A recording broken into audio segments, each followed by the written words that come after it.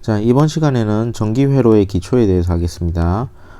전류가 뭔지, 그 다음에 ohm의 법칙이 뭔지에 대해서 배우는 건데, 예전 교육과정에서는 중학교 때도 나온 내용이기 때문에 뭐 크게 어려운 파트는 아니라고 보시면 됩니다.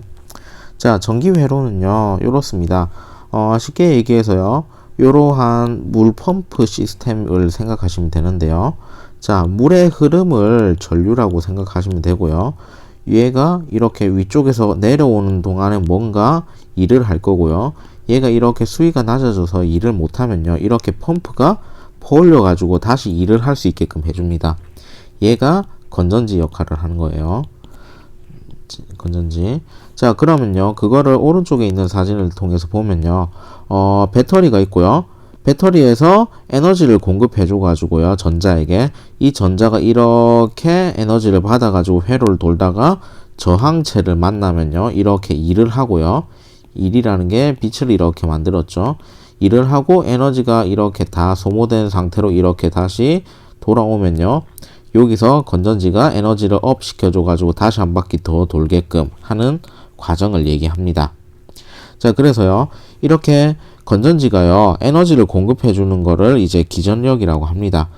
그래서 기전력이 이제 전원에서 이제 기전력을 공급해 주면요, 전자가 에너지를 얻어 가지고 회로에서 저항체에 일을 할 수 있게끔 그렇게 해주는 겁니다. 자, 그 다음에 기본적인 용어들을 좀 정리를 해봅시다.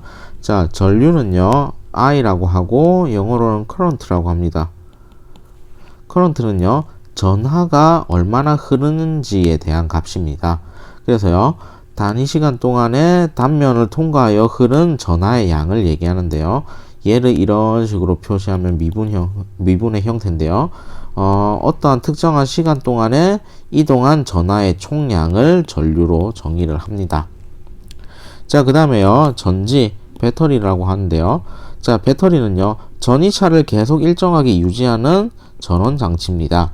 자, 전이차를 유지한다는 건 뭐냐면요, 이제 여기에서 나왔다시피 전이차를 이렇게 높여준다는 말이겠죠. 자, 그걸 이제 기전력이라고 하는데요. 기전력은요, 단위 전하당 공급되는 에너지라고 합니다. 그래서요, 이렇게 되어 있습니다. 건전지의 옆에 보면요, 이런 식으로 돼서 1.5V 적혀져 있죠. 이거를 기전력이라고 하고 EMF라고 합니다. 자, 그 다음에 전기 저항은요, 이렇습니다. 전류의 흐름을 방해하는 전기 소자, 이렇게 되어 있는데요. 전기 저항이라는 건요, 뭔가 이제 니크롬선 이런 것들이라서 열을 만들어내는 애도 있고요. 그 다음에 텅스텐 이런 거라서 필라멘트라서요, 빛을 만들어내는 애들도 있고요. 그래서 부하가 걸리는 그런 전기 장치를 전기 저항이라고 그냥 통틀어서 얘기합니다.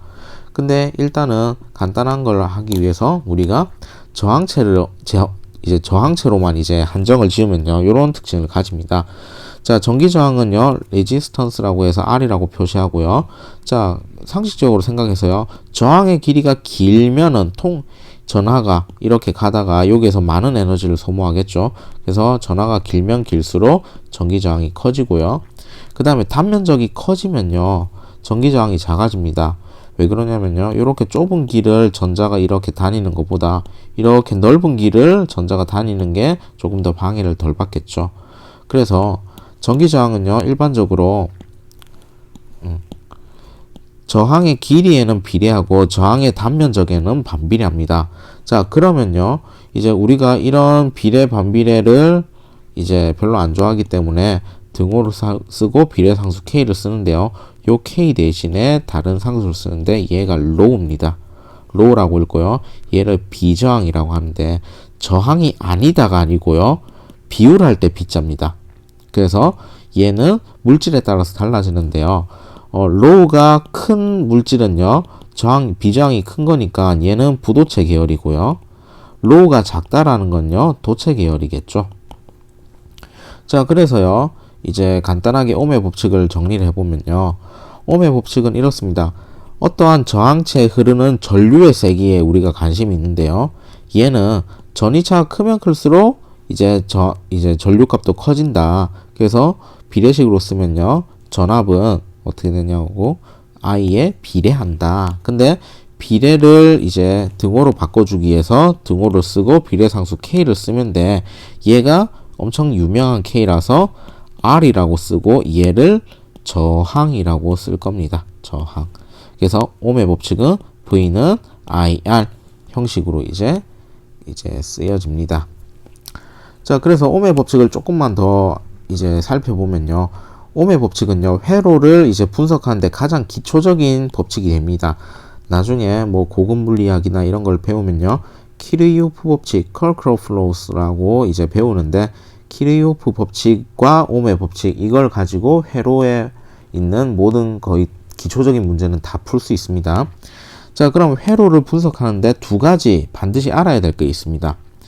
자, 첫 번째, 회로에 존재하는 전체 전자의 수는 일정합니다. 자, 이런 식으로 되어 있습니다. 스위치가 이렇게 있고요.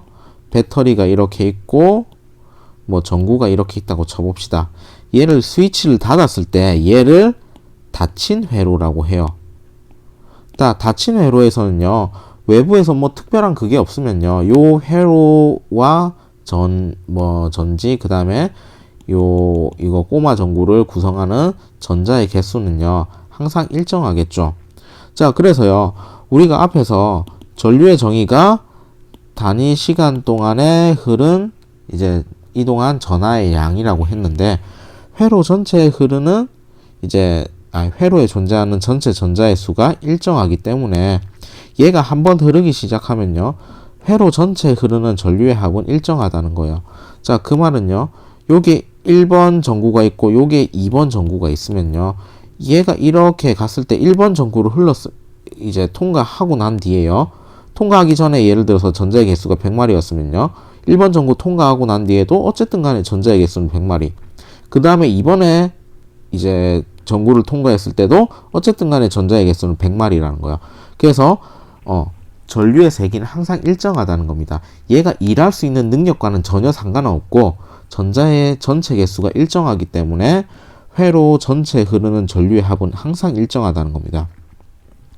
자, 두 번째는 에너지에 대한 얘기입니다. 자, 이렇습니다.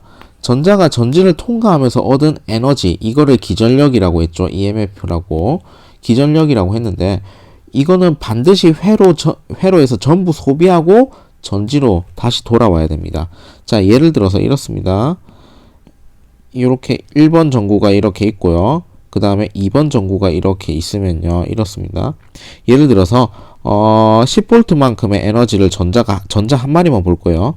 전자 한 마리가 10V만큼 에너지를 받았으면요, 예를 들어서 얘의 저항 비에 따라서 이제 에너지가 다르게 분배되겠지만은, 예를 들어서 여기서 7V를 소모하고요, 그러면 여기서는 3V 남죠.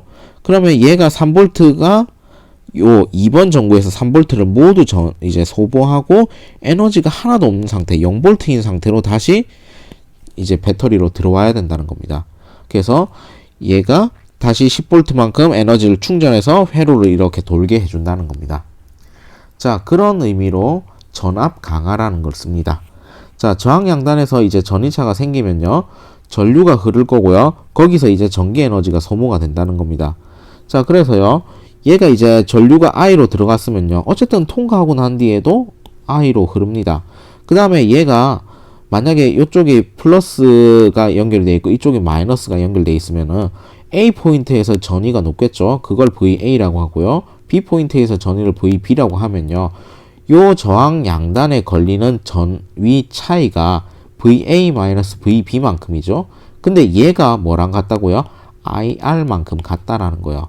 그래서 전압 강하가 떨어진다는 말이거든요. 근데 전압이라는 거는 에너지의 개념이잖아요. 그래서 전압 강화는 전기 저항에서 에너지를 소모해가지고 에너지가 줄어들었다라는 걸 얘기합니다. 그래서 이거 전압 강화랑 이제 1번 전류의 세기는 일정하다, 이 법칙을 가지고 이제 회로를 분석할 겁니다. 이번 시간은 여기서 마치겠습니다.